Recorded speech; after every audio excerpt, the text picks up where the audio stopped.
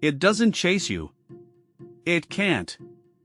It moves slower than the tide going out.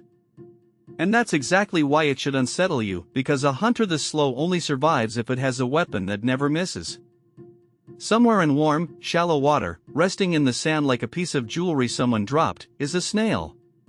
Beautiful shell. Bright patterns. And inside it, a loaded harpoon and a gland full of nerve poison. Pick it up, and it may be the last pretty thing you ever hold. Cone snails look like collector's items. Roughly cone-shaped shells, whirled to a narrow point, painted in colors and patterns so varied that people have named over 3,000 of them. There are more than 800 real species. Some are barely over a centimeter. The big ones push past 20. They live in warm tropical seas all over the planet. The Indo-Pacific holds most of them, sitting on sand, on rocks, tucked into coral reefs. On the intertidal flats where people wade barefoot. And every single one of them is venomous. Everyone can sting. The problem is, nothing about that shell warns you. It's built to be picked up. Here's the trap the cone snail solved. It's a predator. It eats marine worms, mollusks, even fish. Fish are fast. The snail is not. A creature that's slow should starve. So evolution didn't give it speed, it gave it a weapon that makes speed pointless. It hunts by smell, using a specialized sense organ to read the water and find prey it can't even see yet.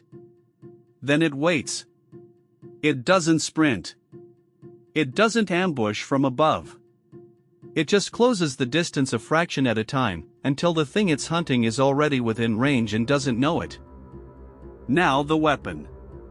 Inside the snail's throat is a sac holding modified teeth, but not teeth like ours. Each one is made of chitin, hollow, and barbed. A dart. When prey drifts close, the snail unrolls a long flexible tube called a proboscis, aims, and fires. The barbed tooth shoots out at the end of that tube and buries itself in the target. Through that hollow harpoon runs the venom. Barbed means it doesn't pull free. Whatever's on the other end is now attached to the snail, filling up with poison, and there is no shaking it loose. Not every cone snail hunts the same way, and that's where it gets colder. The worm hunters are patient. Sting and retract. They drive the tooth into the worm, inject the venom, and wait, just wait, for the paralysis to take hold before they eat. Deliberate. Unhurried. The fish hunters can't afford patience, so some of them do something worse. They release toxins straight into the water around the prey. A venom net. The fish is paralyzed before the harpoon even touches it, stunned out of the water it's swimming in. Then the tooth goes in, and the snail reels it back to its mouth.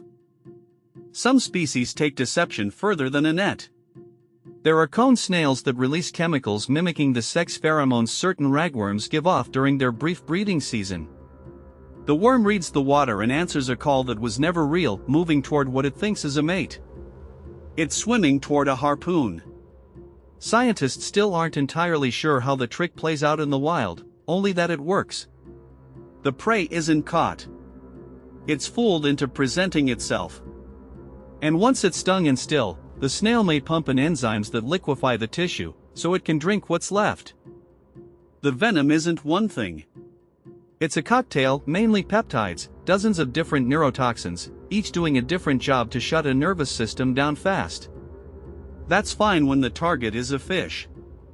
The trouble is the larger cone snail species carry enough, and the right kind, to make a human sting genuinely serious and in some cases, fatal.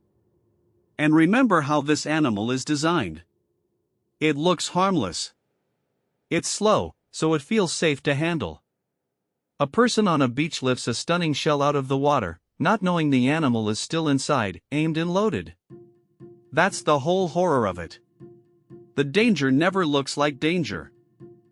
And then the twist nobody expects. That same venom, the peptides fine-tuned over millions of years to hijack nerves, is exactly what makes it valuable to us.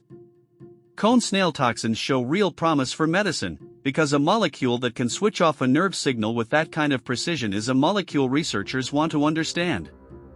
The thing built to paralyze and kill is being studied to heal.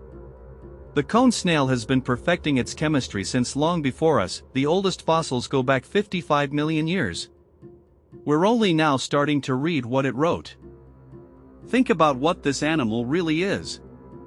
Not a monster with teeth and speed. A slow, quiet, ornamental thing that solved the problem of being weak by becoming the most precise chemist in the sea. It doesn't hunt you. It has no reason to want you. It just can't tell the difference between a threat and a curious hand, and by the time you feel it, the decision's already been made. The ocean's deadliest weapons don't roar or charge. Sometimes they wash up at your feet, patterned and beautiful, and wait to be picked up. If this changed how you look at a seashell, subscribe. We go deep on the animals that hide their danger behind something beautiful. Tell me in the comments, what's the most harmless looking creature you've learned to fear?